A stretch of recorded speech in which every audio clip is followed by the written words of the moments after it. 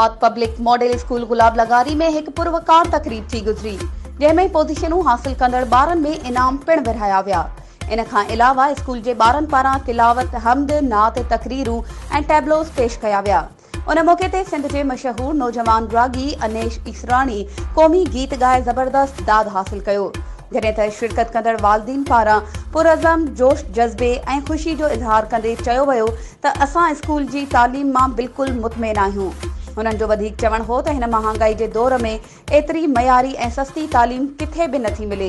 हुननि जो चवणु हो त ज़रूरत इन ॻाल्हि जी आहे त अहिड़ा तालीमी मेड़ाका प्राइवेट स्कूलनि सां गॾु सरकारी स्कूलनि में पिण मुनक़िद थियणु खपनि।